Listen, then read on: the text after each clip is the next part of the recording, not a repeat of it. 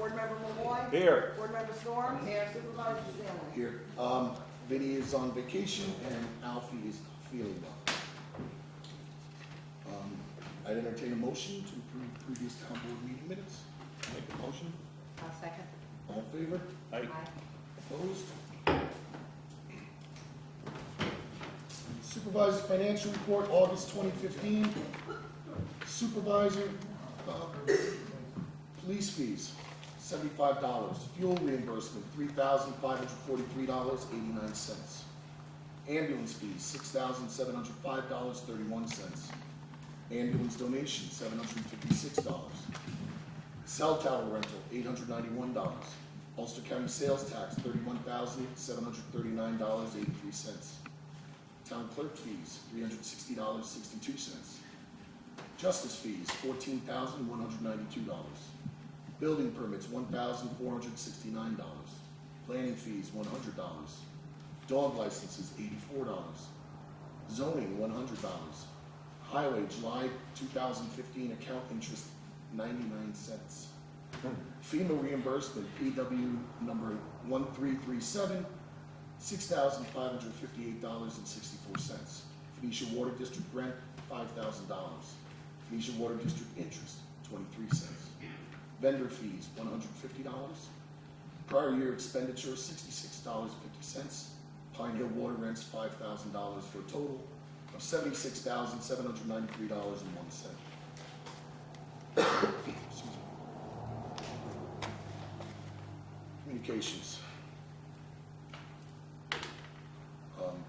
First and foremost, we would again like to extend our condolences to the Engler family, whose 14-year-old daughter, Jordan, drowned in the Esopus on Labor Day weekend. Our hearts and prayers are with them during what we can only imagine is an extremely difficult time. Following this tragedy, the conversation has been renewed with the New York State DEC as to how to address these situations so we can avoid any future catastrophes as best we can, especially in an area used regularly by whitewater enthusiasts and anglers alike. We hope that any future meetings on this matter with responsible parties will result in building a mutually beneficial understanding between the public and the involved agencies. I also ask that you recognize that many of the responders to this event who are our neighbors and friends. It's always easy to keep a brave face, yet something of this nature harbors long-lasting effects on those involved. I ask that you do your best to help these brave men and women cope and extend any courtesy that you can to them. Regular business. Phoenicia Water. We continue to plod along with our USDA grant and anticipate going out to bid for the repair at our next meeting. Rick Riccadella, Alfred Peavy, and Candace Bomber continue to work toward completing one of the final steps needed for this project to move forward. The USDA requires a vulnerability assessment of the district, while USDA continues to reevaluate numbers and the engineering designs. The bid package itself requires a review by the USDA before moving forward, and once bids are received, USDA requires review of all the bids received. All said and done, the project should move forward in November. Aside from the red tape, there was another issue of funding. The estimates are for roughly $190,000. The USDA only provides $150,000 of these funds. In anticipation of the $40,000 differential in July, I reached out to the New York City DEP and asked if the town could loan the water district monies from our Good Neighbor Fund. They were agreeable as it is a capital project. As a loan, we can set the terms such as zero interest and the length of the term, but they would require that as payments are returned, they be redeposited in the Good Neighbor Fund, which remains slated for capital improvements only. The amount to be loaned will depend on when the bills will need to be paid. Know that the water district has a biannual billing cycle, which means that when the October bills are received, usually throughout November and December, only then will the water district's budget be filled. Also note that even with a full budget and in our best attempts to reduce spending, there will not be enough to satisfy the entire estimated cost, as this was an unexpected and unanticipated necessary repair. I've already spoken to the town board members about this, and we will have to wait and see what the final plan estimates are, and we'll draw up resolutions and agreements accordingly over the coming months. 2016 budget. I anticipate releasing a tentative budget for 2016 by the end of the month. I have most of the figures already, and I'm awaiting numbers and estimates on one of our big ticket items, healthcare. Most other lines are remaining fairly constant.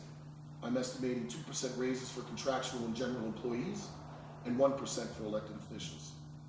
Last year, I had already anticipated a rise in the cost of recycling and waste as part of the changes from Ulster County Resource Recovery Agency.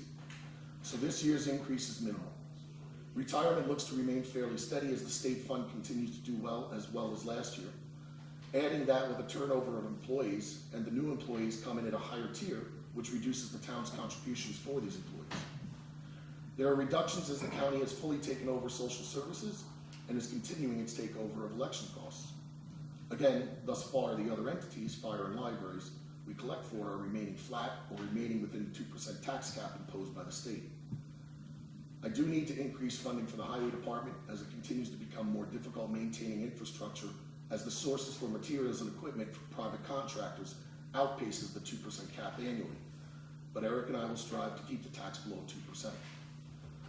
Overall, right now, I do not anticipate exceeding the tax cap, and I will do my best to ensure that we hold to that.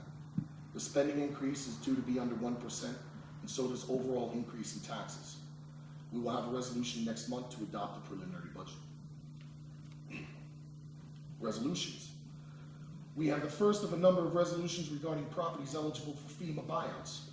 Tonight, there's a resolution for 3 of those parcels to be purchased by the New York City DEP, ensuring these parcels will remain on the tax rolls, albeit as open forest land. Under the agreement, the town by resolution has to acknowledge that we will not require DEP to actively maintain these parcels, meaning that we will not require them to be mowed or plowed. These lands under the FEMA guidelines are required to remain as open space, vacant of structures. In other communities outside of the watershed, the local municipality or the county are required to take ownership forever, removing them from their tax base. Such is not the case here. We look to having more of these over the next few months as the landowners are eager to complete the process and be reimbursed for their losses from just over 4 years ago. We are advertising for bids to complete the construction and installation of 3 town information kiosks to be funded under the Smart Growth Grant from the New York State DEC. We were able to complete one in Big Indian Park last year with the help of volunteers, but this year we made several attempts to ask for volunteers with minimal response. There are enough funds to pay for someone to build these as the cost of materials is already covered under the grant, so only labor is required. The RFP contains all the information we would require to hire for this job, but most importantly, there is a mandatory site visit required where the plans and specifications we have will be distributed to interested bidders. There will be a contractual requirement to complete these before the end of November. The town owns the Morton Memorial Library building in Pine Hill, where the Pine Hill Library Association operates. The portico, or entryway, is in dire need of repair.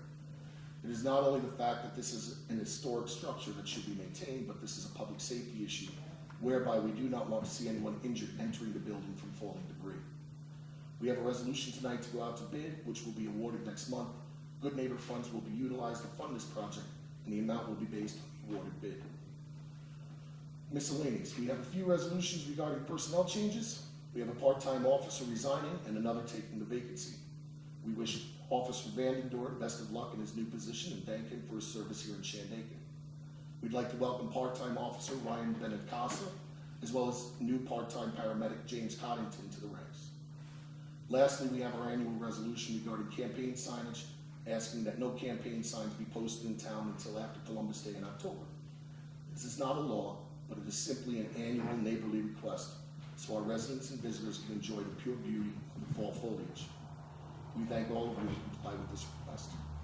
Our next meeting is slated for Monday, October 5th at 7 p.m. That's all. Anybody else? Timmy, you got anything else for us? Nope. Okay. Joyce? Yeah. Okay, so Computer Health Nights are back in October. We did actually have one Computer Health Night the other night up in Pine Hill. So Morton Memorial Library in Pine Hill will be the second Friday of each month from 6 to 7:30, and this would be one-on-one computer help, and it would help you cover any questions you have on email, Facebook, web searches, desktop, laptop, tablet. No question too big or small. And then the Phoenicia Library is going to be the third Fridays of the month, again from 6 to 7:30, and these will be one-on-one help nights for people. So and it's free, of course. And Thursday, September 17th is the Arts and Craft Master Class for ages 55 and over from 9:30 to 11:30. Call the library to sign up at 688-7811. And the pig roast is this Saturday at the American Legion, post 9:50 at 2 o'clock. The annual Parks and Rec Luncheon fundraiser at the Emerson is Sunday, September 20th. And tickets are available at the town clerk's office or from Marty Gales and any of the parks, right? Parks people? Those parks people. Sure, Marty. Yeah, I was gonna say picnic, Marty, but I thought luncheon would sound a little better. I don't want people to picture they had to sit down on the grass or something. It's a very nice affair, and it was beautiful last year. Dog and cat rabies and distemper clinic is Saturday, September 26th from 8:30 to 10. Rabies shots are just $10. And from 10 o'clock to 5 o'clock is the spay and neuter surgeries, which will be in the mobile van here in the town parking lot. If you need more info, call our office. And one last thing, early notice on the annual doo-wop dance at the parish hall is going to be Saturday, October 24th, and tickets are not sold at the door. So you may want to call Marie at 688-3026 or Pam at 688-2642. That's it. Okay. I'd just like to add, mentioning the computer classes, we are grateful to Senator Seward, who provided a grant to the Pine Hill Library, which was helped them purchase 3 more computers for children to use. It helps free up some of the computers for the adults to use for their services. So Yeah, that's what I'm thank Senator Seward for that. Yeah, that was good. Committee reports. Ambulance. Mr. Mullally.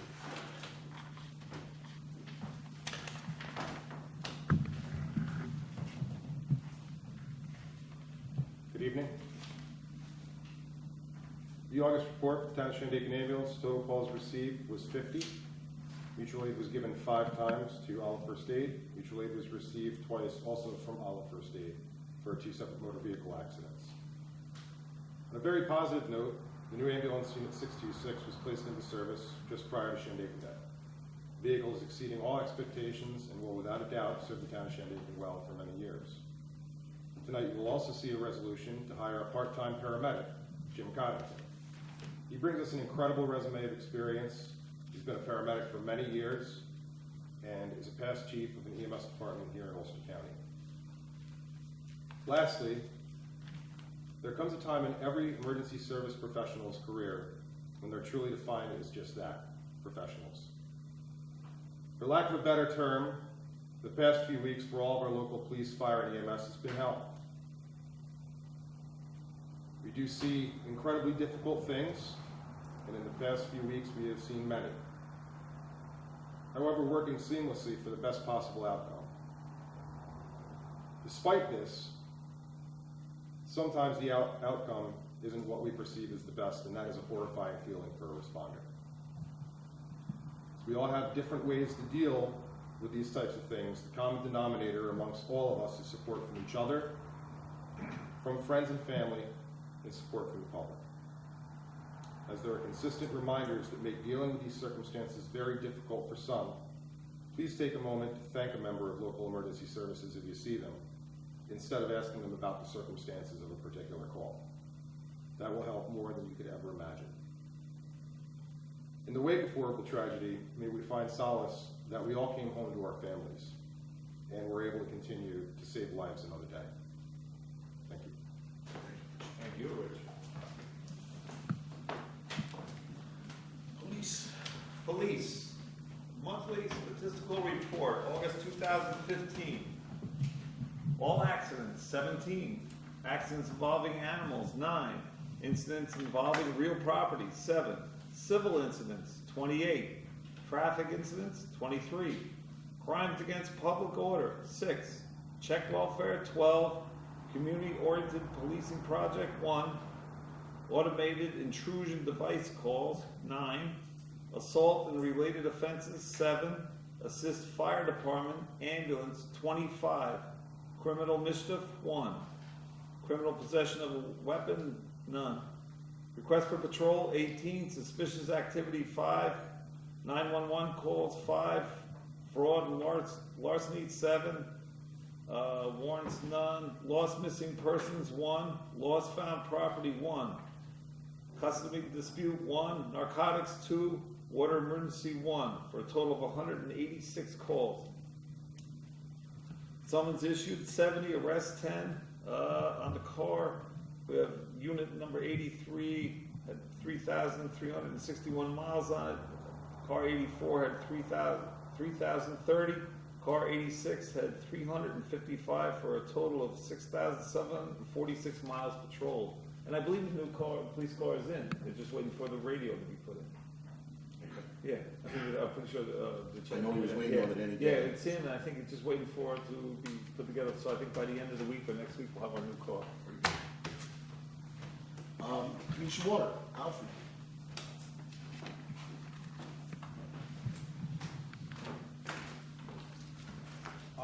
Nothing much really new. Rob, you said it, pretty much everything. The good part is we had over 5 inches of rain over the last 5 days. So what was a really great month in August, very dry and beautiful. It was really, really getting dry out there. So we're in good shape with that. I'm going to be working with Candace again to finish things up, and hopefully we'll get that pipe back where it belongs. Again, we're hoping to go out to bid Yeah. next month and award the bid in November. Again, it's Right. in case that we gotta send all these packages over to USDA to have them review, and however long it takes them to review is when we can award the bid and move forward. So, Correspondence with them seems to be endless. Yeah, that never ends, doesn't it? Jeez. Thank you. It boggles my mind when I see the emails going back and forth. well, thank you and Rick. I know you guys are taking time out of your day to do this work. We got a little more to do. Next meeting is this Wednesday, 6:30 at the library. Thank you. Thanks. Pine Hill Water, nothing to report. Museum, I'd like to invite Richard Bennett to the microphone. Would please? I don't know, can they hear me from here? No. Well, it's for the people at TV. On the TV. This is my first time on television. I know. You didn't even put on makeup. You look pretty, don't worry. Thank you. The museum had displays at both the 35th Big Indian Valley Park anniversary and also this year's Shandaken Day.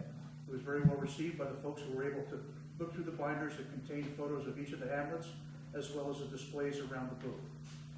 The museum currently has a display at the Phoenicia Library, which we hope will spark interest to visit us at the museum. This year to date, we have had 187 visitors come through our doors. That does not include the folks that visited us at the Big Indian Park for Shandaken Day or the anniversary. In an effort to expand our board by 2, we are looking for someone to represent the Shandaken-Bushnellsville area, as well as another person to represent the Mount Tremper, Mount Pleasant area, so that each of the hamlets is represented on the board. We meet the first Monday of the month at 1 p.m. at the museum. We now have an answering machine at the museum so that we can return calls as we receive them.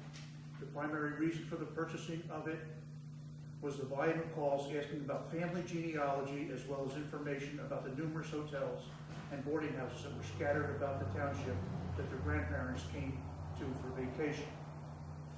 We are also actively pursuing a 501c3 status that we will legally be able to raise funds. I have contacted the Phoenicia School to bring the children to the museum for a class trip, and that is in the works. We have 4 grades there, kindergarten through 3rd, so if we can bring them up on one of the weekdays, that would be fantastic. We are also working on a project, this is very important to me. We are also working on a project for Veterans Day weekend that I hope will list all of the veterans that served our country that had ties to the town of Shandaken. It is a huge undertaking, and I ask each of you that are in attendance this evening, as well as the folks watching on Channel 23. Sorry, only one hand works. Oh, there it is.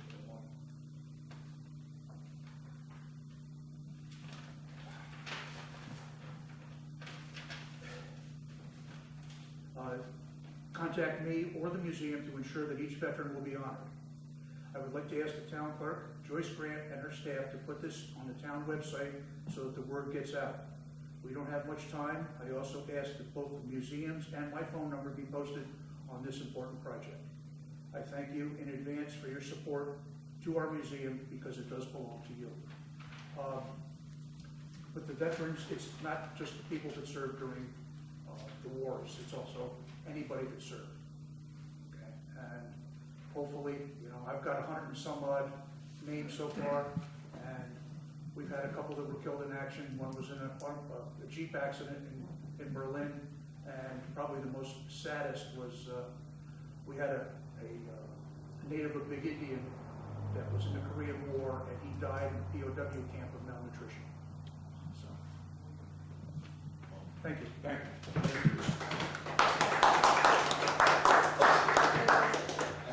You want to just tell them the phone number for the museum, people watching, so they know? It'll be on the website and everything, but it's 254-4222? I'm 64 years You old. don't I know. belong to AARP, and I'm ready for the New York State Home for the People. The town will extend any courtesy it can and help assist you in this project. It sounds wonderful. With that, we go to recreation. Marty.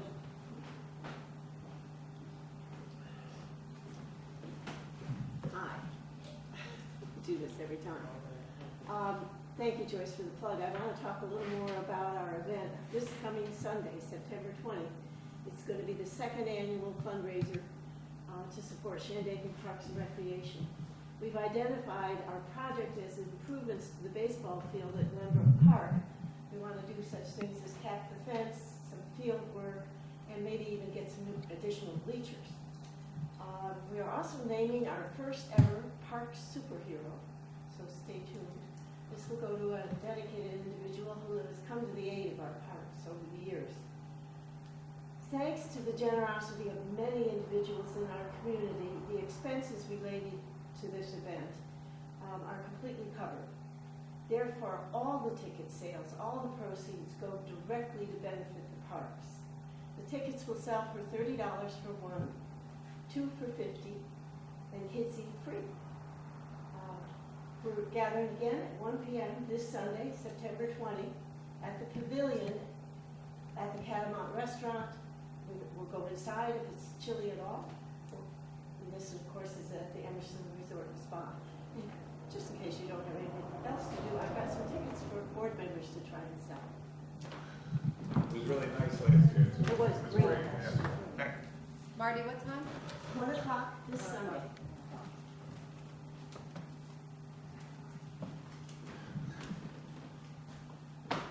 Thank you, Marty. Shandaken Day. Tina, would you like to speak about Shandaken Day? You have all the year. It was a success. That's it? That's it. Okay.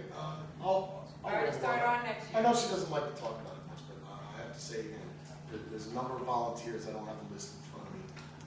Again, Tina and Patty and my father and Joyce and Brian and Teresa Grant and Timmy and Faye and everybody. I mean, everybody comes together to put this event together. Rich, with the museum, I gotta say my favorite part was stumping people and the fact that Kathleen had given me the thing in my back pocket that I never actually pulled out. Because I've been to the museum so many times, I had trivia for them, and there was one there that I had to keep giving hints. They still couldn't figure it out with what was the lost hamlet up past Alburia being Branch. It took a while for people to figure out. So again, we'll be in Big Indian Park again next year, and Slide Mountain was the schoolhouse, but Branch was the. I actually do have something to say about Shandaken Day. Okay. I have to extend a special thank you to Timmy and Teresa Grant and Joyce for parking, because they were amazing. They did it all day, And as you go, and when you have the Shandaken Day meetings, actually, I got something I want to add to the park. I've watched over the couple, 2 years of doing this now. There's a couple of things we can do to make the parking a lot easier. excellent. So, whenever you meet, I'd like to call me up. Absolutely. Yeah, I got some great, Good. Absolutely. So next year, we're going to be celebrating the hamlets of Woodland Valley, Chichester, and Phoenicia, which will be coinciding with the 30th anniversary of the Eagle being placed. It's that long ago. So with that, we'll move on to public comments on resolution. I will tell you that there was one resolution I missed, just because the paper was on my desk buried under FEMA stuff. NYSEG had contacted me last week sometime concerning a telephone pole on the back of the parcel that we own where the doctor's house is. And the pole is in severe, needs help. It's currently being held up by a rope tied to a tree. So NYSEG has asked for an easement to allow them to put a push brace or a log against the side of the pole in order to hold the pole steady. So we'll do that as a motion following public comments on resolutions. So if you have anything to say about that, please include. We're open to public comments on resolutions. Gary, yes. Rob, in connection with the FEMA buyouts, what's going on with Tom Hickey's old place on Overeem Road? It's on the list. It's on the list. Again, I have a list downstairs that tells me of the 16 or 17 parcels that are due for purchase. And it gave, and last I had an update was about the middle of last month. And there were some that had small issues, legal issues, whatever they may be. Others are contract ready to move. It's just these are the first three that I received information from DEP that they're ready to move forward on the purchase. So they'll continue to come. It is on the list though, and it is moving forward as far as I know. Do you get any sense as to how many more years it's going to take? I hope not years, I'm hoping months. That's what I'm saying. I'm hoping I get a couple of these letters once a month. Well, after this, there's what, 15 or 16 next year? No, again, they should be coming month by month as DEP reviews them and then moves forward to purchase.